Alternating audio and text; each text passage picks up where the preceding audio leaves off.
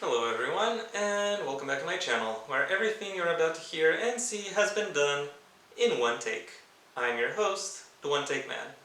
At the time of this video's release, it will have been 7 years since the season finale of Legend of Korra, the less famous successor of one of the best Nicktoons of all time. In its day, it was criticized for the changes it brought about to the setting and to the aesthetic of the show, which ended up alienating a lot of the previously established fandom of the franchise. In the days ever since, however, the changes it brought to the aesthetic the changes it brought to the setting have been reappraised somewhat more positively. What has tended to draw more criticism from the show in more recent times, however, is how skewed and uneven its political messaging is. It is somewhat interesting that a show that was made by the same people and which succeeded a show that has proven itself quite adept at tackling the prerequisites for political discourse were not as adept when it came to discussing more overtly political content. If I were to explain or think of an explanation as to why Korra bundled its messaging, whereas Avatar: The Last Airbender didn't, I think it's because The Legend of Korra was still trying to be mainly a show. Its main focus was on being entertaining rather than delivering insightful commentary about society in an easy to approach way. Avatar: The Last Airbender was able to do so, but only because that theming and messaging was necessary for its plot. When it came time for Korra, there was more of a disconnect between plot and messaging. The question therefore becomes: is there any way to merge the messaging and the plot of the show? I want to answer that question on a season by season basis. I won't go in depth with every season, but I want to introduce a different perspective for each individual season, so that you can then reassess or reappraise how the show should have gone down. Let's start with season 1, and the new perspective being: what if the Equalists were actually legitimately oppressed? In in Avatar: The Last Airbender, the Fire Nation set out to conquer the rest of the world because they thought their style of bending was superior to that of anyone else on the planet, which means that they were the strongest and therefore the ones that should be most capable of controlling the world. So the question then becomes: why wouldn't benders as a whole decide to exercise that level of certain levels of influence over non-benders? And it doesn't have to be outright war or outright hostility. It can be through a whole magnitude of various small things, such as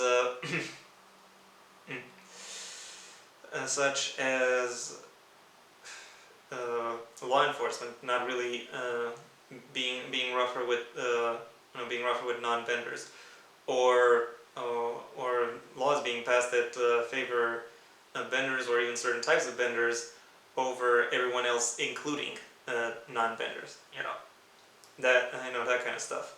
Not overtly hostile, but still kind of dodgy. All things considered. And I want this particular change of paradigm to mirror how Korra is treated. her her arc throughout the first season is about realizing how reckless she actually is, and that while her skills are impressive, they are still limited. So she will constantly get she'll constantly get talked down or held back. Sometimes for legitimate reasons, sometimes not. But she is unable to tell which of the reasons for why she's being held back are legitimate and which ones aren't. This doesn't necessarily lead to her gaining a kinship with the Equalists, because she still thinks because after all she's been sheltered and doesn't actually know whether or not their claim is actually legitimate. So she might just see them as a bunch of babies, and might try to flesh them out herself in order to actually impress her mentors. She would try, get captured, and then get to know the Equalists as well as their supporters. And she finds out that they are indeed fighting a legitimate form of oppression. And that change in perspective allows her to employ airbending without having to have the control over the rest of the elements being taken away from her. Speaking of, I don't necessarily want, or actually I don't want at all, Amon to be the main villain of Season 1. There could still be an Amon within Season 1, but if there is, he should have the same role as the Mandarin in Iron Man 3. More of a figurehead rather than an actual, leader and combatant. Who would the main villain of Season 1 be instead? Well, quite obviously, Tarlok. Someone who drives a wedge between benders and non-benders and tries to build his political career on the back of prejudice. Maybe he actually thinks non-benders are inferior to benders, but I think his main motivation should be gaining political power.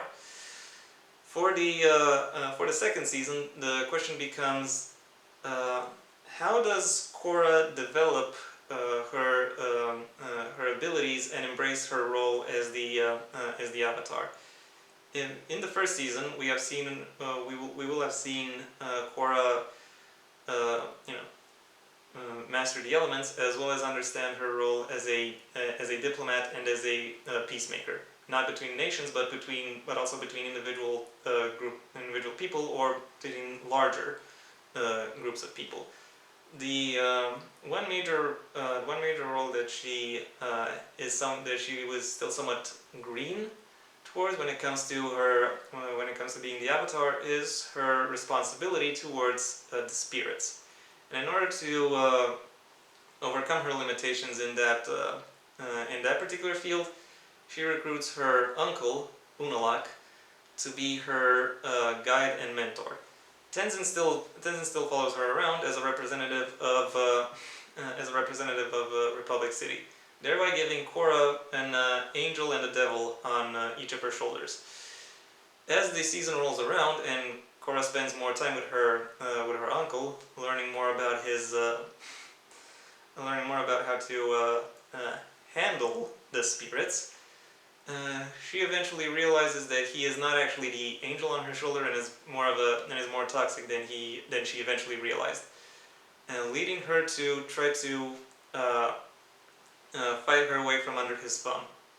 She fails once and ends up having the hallucination in beginnings, because that is something I want to keep.